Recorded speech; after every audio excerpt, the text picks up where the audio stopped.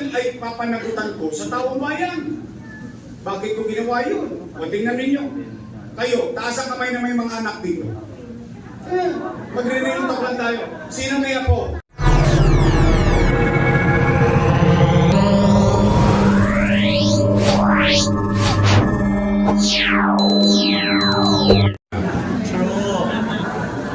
Sa totoo lamang. Tingnan ninyo, pagpalagay natin, online. Sundin natin ang pamahalaan, pagbigyan natin, online.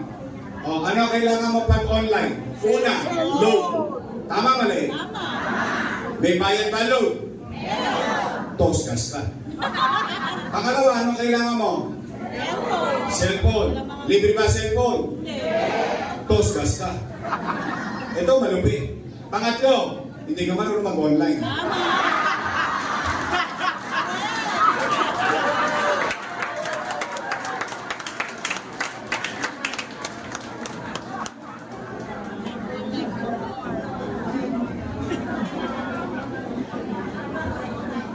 Halimbawa, hindi, sige, gusto ko sakyan eh. Hindi gusto ko, alam mo kayo mga matatanda namin, di ba sinasabi nyo sa aming mga bata, ang payo nyo sa amin, uy, sumunod kayo sa alituntunin. Tama naman. Pero pag ang alituntunin, na ginagawa ng pamahalaan, nakakapagpahirap, dapat magising kagad ang leader. Sabi nga eh, ng right man, huwag mahihiyang magtanong.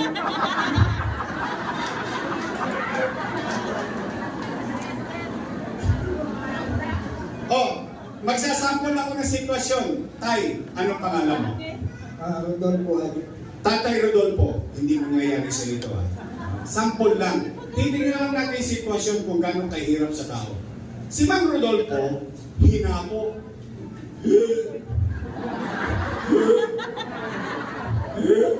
Tinawag yung apo.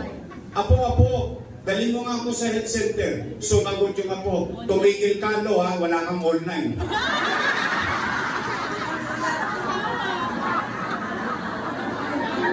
Ano ngayon nangyari kay Mang Rodolfo? Paalam na aking ama. It doesn't make sense. Isamantalang nung panahon natin, nung pamumuno natin, ang pagbisita sa health center, 1-2 sawa. Anytime pwede ka magpa-check up. Sa totoo, ito sitwasyon ha, maraming mga kababayan natin, may reseta, ubos na yung gamot, may reseta. Ang gagawin ng mga kababayan natin, yung reseta. Magpapakasakali yung health center kahit sigurado, hindi siya sigurado kung may gamot o wala. Ang iisipin nun, sana may gamot. Sana may gamot. Tama ba? Tama. Ipagpapakasakali yun, hindi pa kayo sigurado kung makakakuha. Tama mali? Tama. O ngayon, dalawa na ang problema mo. Wala kang gamot, may reseta ka, pupunta ka health center. Hakbang ka ganyan, ay, teka, wala akong loan. Tama ba? Bakit kailangan pang pa-online? Hindi ko sinasabing huwag tayong magbago. Ang pagbabago, maganda yan kung magaang at tunay na makakatulong. Pero ang pagbabago ginagawa mo ay pahirap. Dapat magising ka. O nagising, kung hindi tuloy-tuloy pa rin, 2 taon na 6 na buwan na kayo naghihirap. Tama po ba? O ngayon, pangalawang pangarap na iuwi ninyo, sabihin ninyo sa inyong pamilya, pumanatag kayo, may awa ang Diyos. Sa tulong ninyo, ibabalik ko yung dating sistemang magaang na pamamaraan para sa health center natin.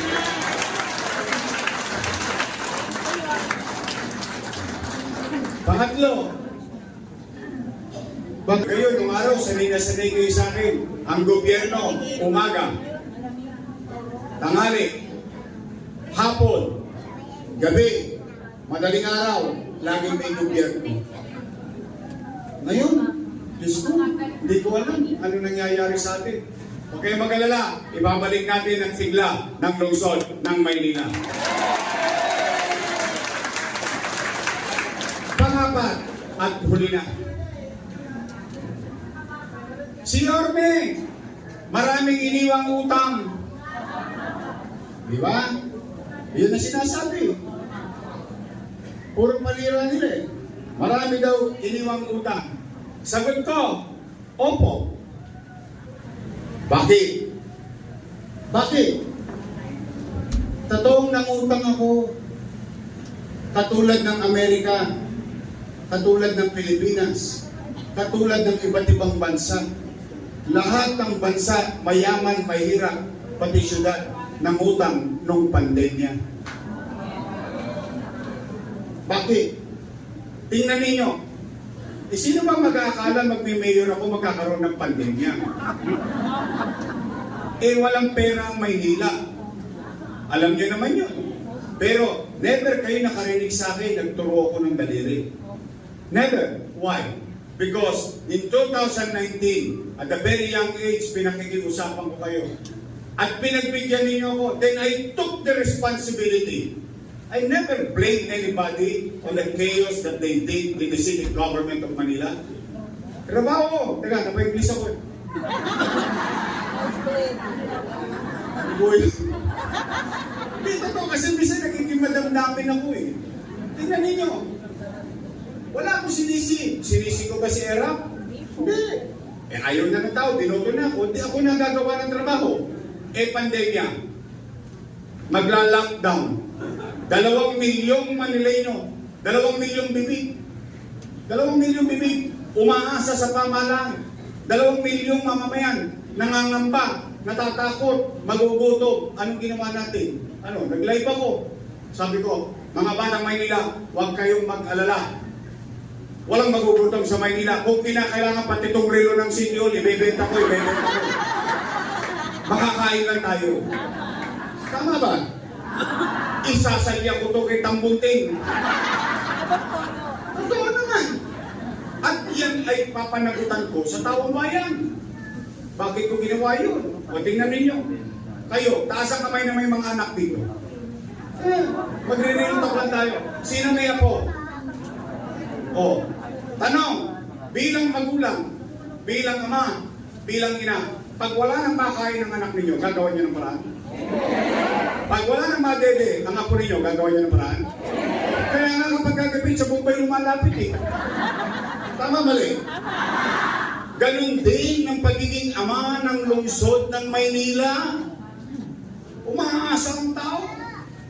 Magugutom. Tanong, natupad ko ba yung pangarap ko?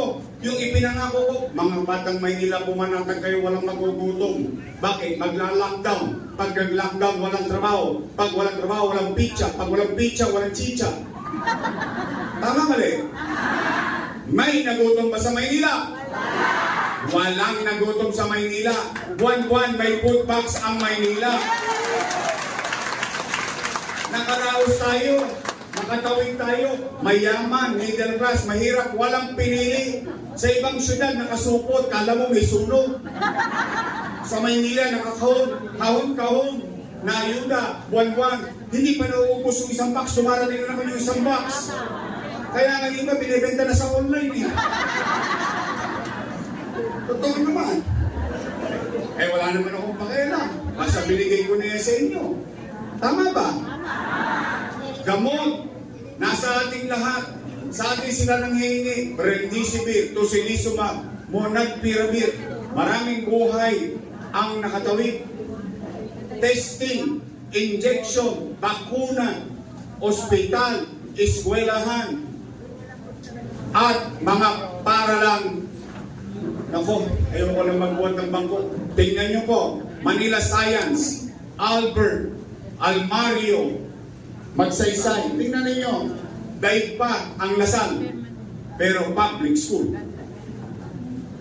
Ang tanong, yung bang pinangutang, winaldas, hindi, kinangkam, hindi po kubisya.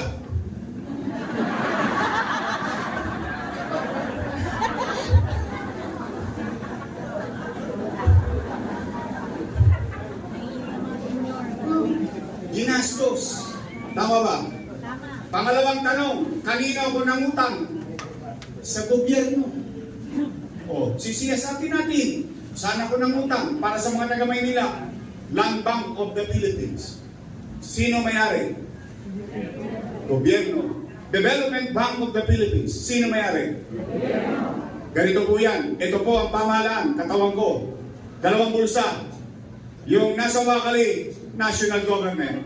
Yung sa Nangka, local government. Bumunod lang ako sa kabilang bulsa, inilipat ko lang sa kabilang bulsa. Tama ba? May logic? Mali na daw yun. Masama daw yun. Ang tanong ko, kung masama yung ginawa ko, bakit nyo inaprubahan nung kasama ko kayo? Sino ba nagkaproba nun? Sila. Tama ba? Mali pala eh. Masama pala eh. Bakit ninyo pinayagang aprubahan? Pero hindi nila sinasabi, nakaraos tayo. Kaya hindi nyo napansin kanina, ano sabi ko? Salamat sa Diyos. Buhay tayo. Bakit? Marami nang namatay. Pero tayo, life will go. Tama mali? Now, mga kababayan, mga lolo't lola ko, ito challenge ko. Ayaw nila magbayad ng utang, o lumaya sila dyan, ako magbabayad.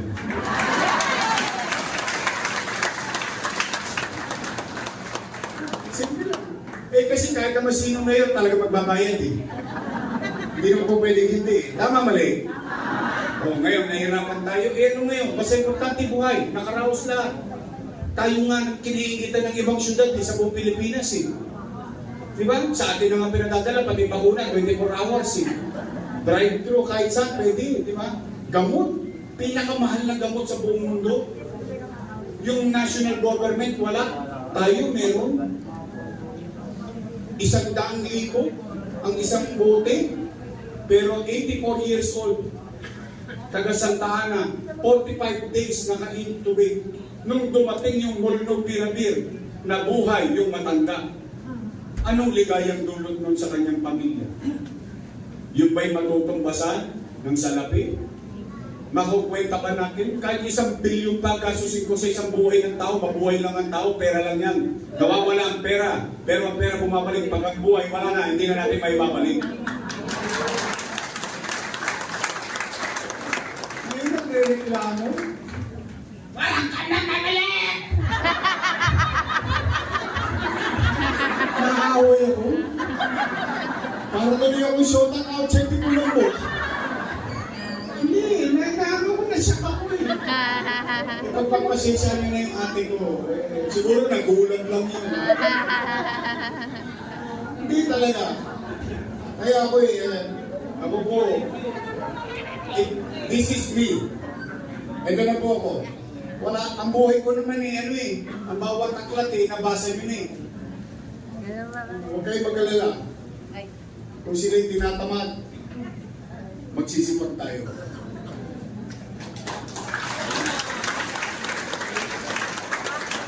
Natanong ko kayo, gusto nyo ba talaga akong bumalik?